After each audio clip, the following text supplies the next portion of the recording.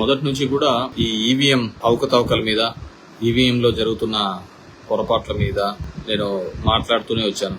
దాని తర్వాత డిఫరెంట్ వాళ్ళు స్టేట్మెంట్స్ ఇవ్వడము, మొన్న కూడా పరకాల ప్రభాకర్ కూడా ఇక్కడ కొచ్చిన్లో స్టేట్మెంట్ ఇవ్వడం జరిగింది. వీళ్ళకి సంబంధించిన అవకతవకలు ఎలా ఉన్నాయి, ఎలా జరిగాయి అనే దాని మీద ఆయన కూడా ఇవ్వడం జరిగింది.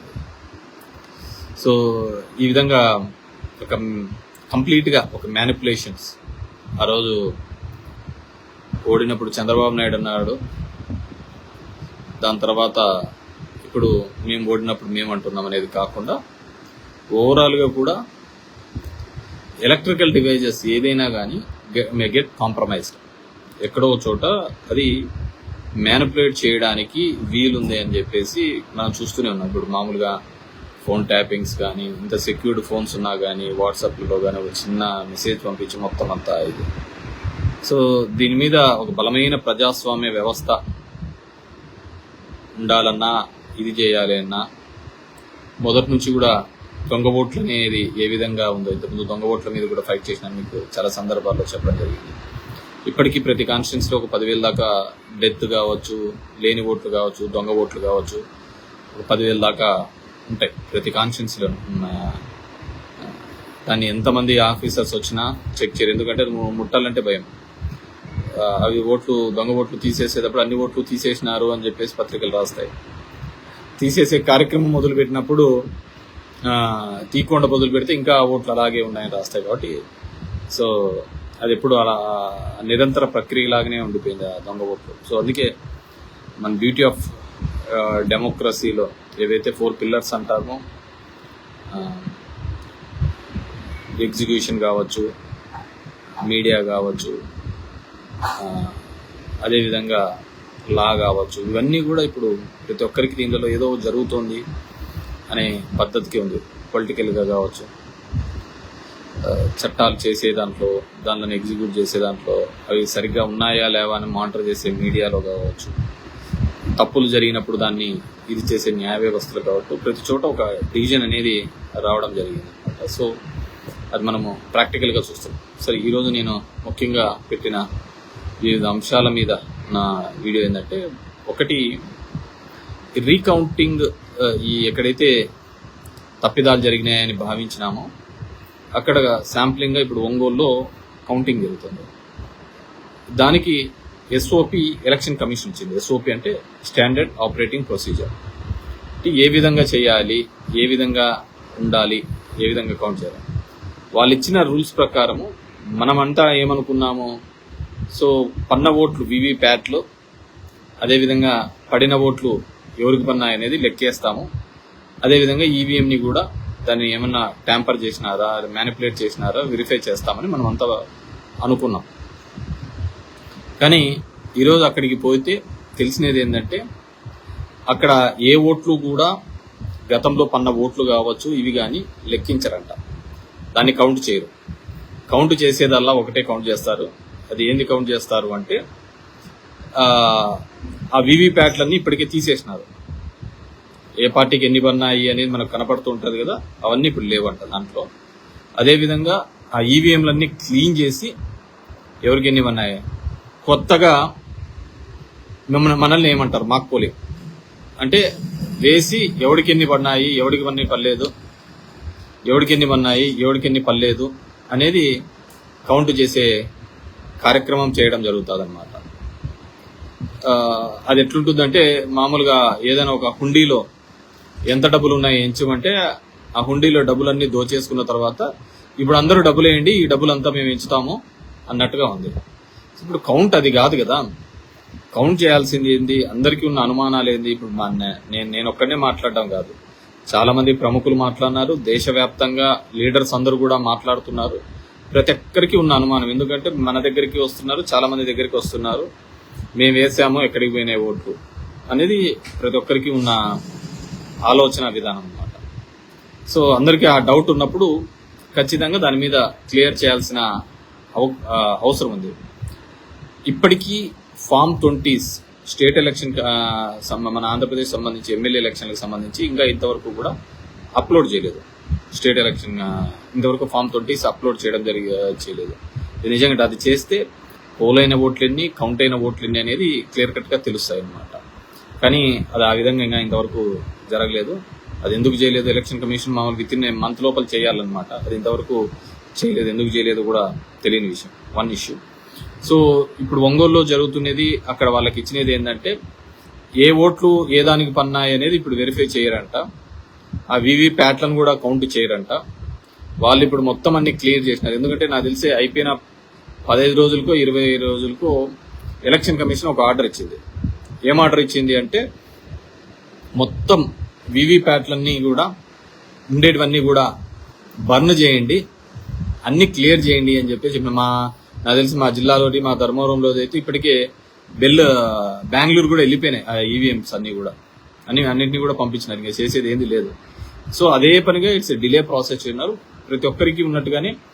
సో దీంట్లో క్లియర్ కట్ గా చేయడం జరిగింది. బాలినేని శ్రీనివాస్ రెడ్డి గారు ఇప్పటికే హైకోర్టుకు కూడా పోవడం జరిగింది.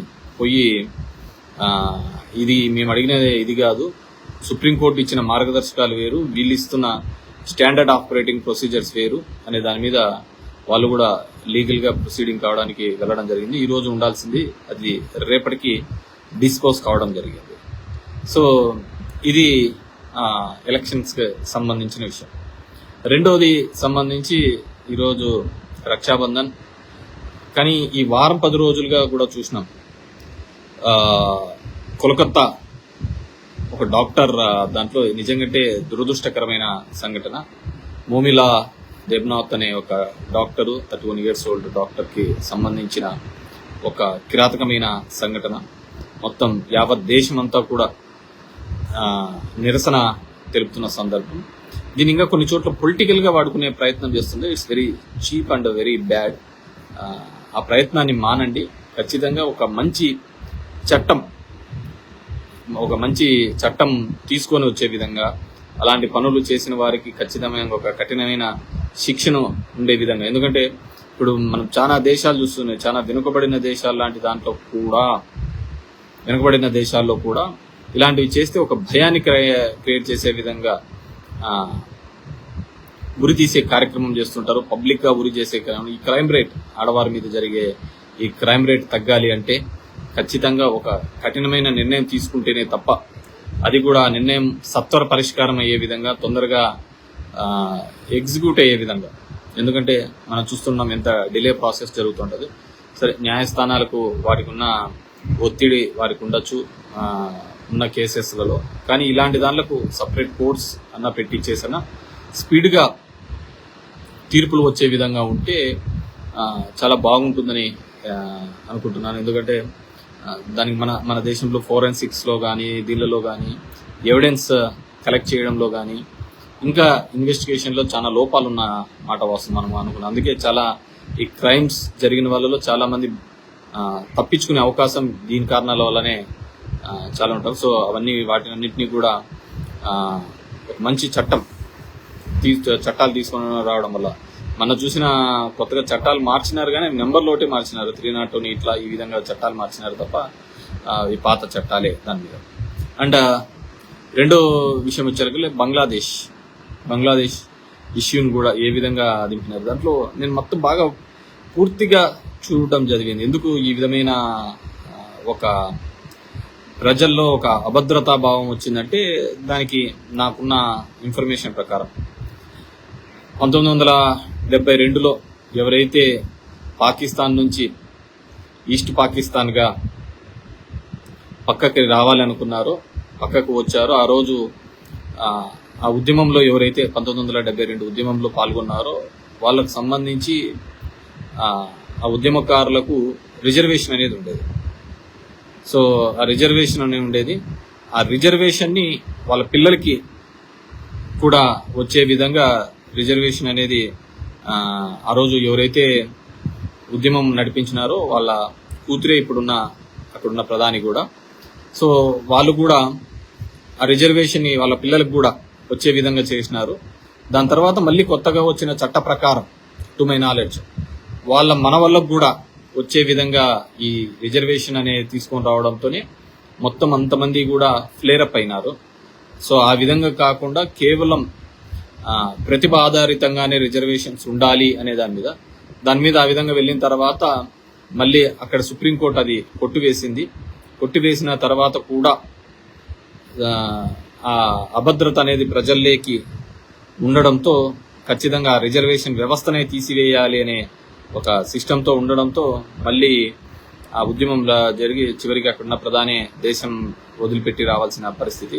సరే, దాని వెనకాల అమెరికా అదేవిధంగా మిగతా దేశాలు కూడా కుట్ర దాగి ఉంది అనేది కూడా అంటున్న విషయం. సో వాట్ ఎవర్ మేబీ అది తేలాల్సింది. కానీ the main reason is against reservations అక్కడ జరిగిన ఇది. మరి అలాంటిది కూడా మన భారతదేశంలో కూడా మళ్ళీ ఏమన్నా మొదలవుతుంది అనేది. రెండో దానికి సంబంధించి ఒలింపిక్స్ సంబంధించి వినేష్ ఫోగాట్ ఒక రెజ్లర్ గురించి బాగా రాజకీయం జరిగింది. సో నేను మొత్తం అందరివి చూడడం జరిగింది, మనకు వచ్చిన మెడల్స్ ఏంది ఏంటి. హైయెస్ట్గా అమెరికా మొదటి స్థానంలో ఉంటే, చైనా రెండో స్థానంలో ఉంటే, జపాన్ లాంటి చిన్నవి మూడో స్థానంలో ఉంటే, మనము 84 దేశాలు దీంట్లో పాల్గొంటే మనం 71 స్థానంలో మనం ఉండడం జరిగింది. సో అందరికీ కూడా మెడల్స్ కావాలి, కానీ దానికి సంబంధించి మనం క్రియేట్ చేస్తున్న ఫెసిలిటీస్ ఏంటి, మనం ఇక్కడ ఇస్తున్న అవకాశాలు ఏంటి. కేవలం నారాయణ చైతన్య ఇలాంటి దానిలో రాత్రింబగులు చదివించి పెడితే మెడల్స్ ఏంది వస్తాయంటే, మనకు కేవలం ఒకటే క్రీడని మీద మనం అందరం కూడా ఆధారపడి క్రికెట్ అనే క్రీడని చుట్టే తిరుగుతూ ఉంటే భారతదేశంలో ఇంకొక ఆట కానీ ఇంకా క్రీడలు కానీ ముందుకు తీసుకున్నాను. ఇంతకుముందు నేను చాలాసార్లు చెప్పడం జరిగింది, చాలా చోట్ల కూడా చెప్తూ ఉంటాను. నాదొక వీడియోలో చూశాను, ఏం గేమ్స్ ఆడటం లేదా అంటే మా అమ్మ ఫోన్ ఇవ్వలేదు అనేది. సో అందరికీ అదొక కామెడీ లాగా అనిపించింది, కానీ నాకు బాధ అనిపించింది. ఎందుకంటే ఈరోజు మన దేశంలో ఉన్న వ్యవస్థలో ముఖ్యంగా ఏంటంటే చదువు అంటే కేవలం ఫోన్ల మీదనే తప్ప ఫీల్డ్ మీద గ్రౌండ్లలో లేదు. చాలా స్కూల్స్ కూడా అదే విధంగానే వాళ్ళని ప్రోత్సహిస్తుంది. తల్లిదండ్రులు కూడా అదే ఆశిస్తున్నారు, మార్క్స్ తప్ప వేరే దానిల గురించి ఆలోచించడం లేదు. కేవలం మార్కులు వస్తే చాలు అనే దానిల మీద తప్ప ఇంకా వేరే దానిల గురించి ఆలోచించడం లేదు. దురదృష్టకరమైన సంఘటన. అదేవిధంగా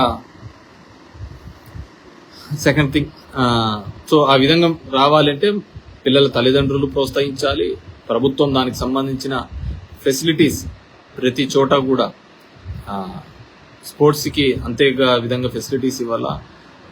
మిగతా రిజర్వేషన్లు దీనిలో కంటే ఆ స్పోర్ట్స్ కోటాలో ఉన్న వాళ్ళకు మంచి రిజర్వేషన్స్ ఇచ్చి దీనిల వల్ల మంచిగా ఉద్యోగాల అవకాశాలు వస్తాయంటే డెఫినెట్గా కూడా దానిలో ముందుకు తీసుకొని పోయిన విధంగా ఉంటుంది. మనం ఫెసిలిటీస్ ప్రొవైడ్ చేయకుండా మనకు మెడల్స్ రావాలంటే మనకు రావన్నమాట. సో అదొకటి. And coming to the AP state, నేను ఇంతకుముందు కూడా చెప్పడం 15,000 కోట్లు పార్లమెంట్లో అనౌన్స్ చేసిన తర్వాత అది గ్రాంట్ రూపంలోన ఇది అంటే మళ్ళీ మన చంద్రబాబు నాయుడు గారు పోయినప్పుడే అది అప్పు తొందరగా ఇప్పియండి వరల్డ్ బ్యాంకులతో అని చెప్పి చెప్పడం జరిగింది. సో ఇట్స్ అప్పు బేస్ మీదే మనకు రావడం. ఇది చాలా తప్పు అని నేను అనుకుంటున్నాను. మొత్తం అంతా ఒకటే ప్రాంతంలో ఇన్వెస్ట్ చేయడం వల్ల మళ్ళీ ప్రాంతీయ అసమానతలు రావడానికి అవకాశం ఎక్కువ ఉంటుందనేది నా యొక్క ఫీలింగ్. మొత్తం శ్రీకాకుళం నుంచి అనంతపూర్ వరకు ప్రతి ప్రాంతము అభివృద్ధి జరగాలి. అక్కడ సైంటిఫిక్గా ఏదైతే ఫీజిబుల్ అవుతుందో వాటిని డెవలప్ చేసుకునే కార్యక్రమం జరిగితే బాగుంటుంది. ఆ విధంగా గతంలో మా నాయకుడు జగన్మోహన్ రెడ్డి గారు ఆ ప్రయత్నం చేసినారు, కానీ దానికి ప్రజల నుంచి వాటిని పెద్దగా యాక్సెప్ట్ చేసినట్టుగా కనపడటం. డీసెంట్రలైజ్ డెవలప్మెంట్ అనేది. సో మేబీ ద మీడియా ఏదైతే చూపిస్తోందో అదే నిజంగా నమ్మించే భావనలో ఉన్నారు కాబట్టి దానికి మనం ఎవడు చేయలేని కార్యక్రమం. ఎందుకంటే ఇప్పుడు కొత్త తరహా రాజకీయాలు పుట్టుకొచ్చాయి మామూలుగా. సో అంతా ఒకటే ప్రాంతానికి ఈ ప్రాంతంలో ఇది ఈ ప్రాంతంలో ఇదని ఎక్కడ ఇంతవరకు డిస్కషన్ ఏం జరగలే.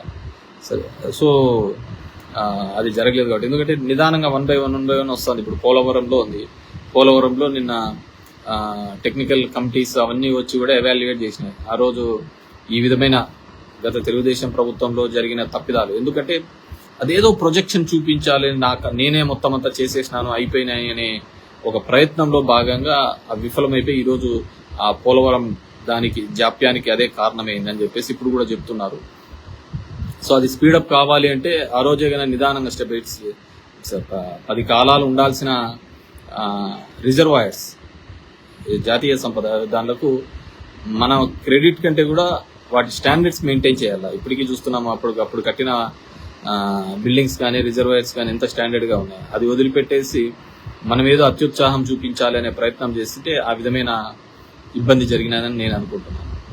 అండ్ ఒక కొత్తమైంది మా వాళ్ళు ఎప్పుడూ అంటారు అన్న వాళ్ళు వచ్చినప్పుడు వాళ్ళు తెలుగుదేశం ఉన్నా వీళ్ళు ఇది అని ఆఫీసర్లకు ముడిపెట్టే ప్రయత్నం చేస్తాను. నేను ఎప్పుడు అంట నీకోసం నా కోసము ఒక ఉద్యోగస్తుడు అంటూ ఉద్యోగంలో జాయిన్ కాడు, అక్కడ ఉన్న ఆ ప్రభుత్వాలు చేయించుకునే పనిని బట్టి ఉంటుంది. మామూలుగా మేము ఒక సిఐ ఎస్ఐ లేకుంటే ఇంకో కింది స్థాయిలోనే ఆ విధంగా మాట్లాడేవాళ్ళు. ఇతను టీడీపీకి సంబంధించిన ఉద్యోగినా, ఇతను వైసీపీకి సంబంధించిన ఉద్యోగినా. కానీ మొట్టమొదటిసారిగా అది ఐఏఎస్ ఐపీఎస్ వరకు కూడా పాకింది. సో ఇతను వైసీపీకి రోజు పేపర్లలో అదే చూస్తున్నాం. ఇంకా ఇప్పటికీ వైసీపీ అధికారులే ఉన్నారు, ఇప్పటికీ వైసీపీ వాళ్ళు అదే చెప్పాడు. దీంట్లో వైసీపీ అధికారులు టీడీపీ అధికారులను ఎక్కడా ఉండరు, వాళ్ళ అధికారులు మాత్రమే. వాళ్ళను ఏ ప్రభుత్వము వాడి ఆలోచన విధానం ప్రకారం చేయించుకుంటుంటాదో వాళ్ళ ఉంటారు. ఇప్పుడు సిసిఎల్ఏ సాయి ప్రసాద్ ఉండే, ఆయన పక్క చంద్రబాబుకు బంధువు అవుతారు, దూరంగా అన్ని అవుతారు. కానీ సిసిఎల్ఏ లాంటి కీలకమైన పోస్ట్ ఇవ్వడం జరిగింది. ల్యాండ్ టైటిలింగ్ యాక్ట్ అనేది ఏదైతే అందరూ విమర్శలు కురిపిస్తున్నారో ఆ టైటిల్ యాక్ట్ లో కీలకంగా ఉండేది కూడా ఆయనే మళ్ళీ. సో అలా ఉండదు. సో పరిస్థితులు బట్టి వారి యొక్క నైపుణ్యాన్ని బట్టి సో కన్సర్న్ డిపార్ట్మెంట్స్ కానీ వాళ్ళు కానీ దాన్ని వాడుకుంటా అంటారు. సో నీకోసం నా కోసం ఇక్కడ ఆఫీసర్లు అనేది ఉంటారన్నమాట.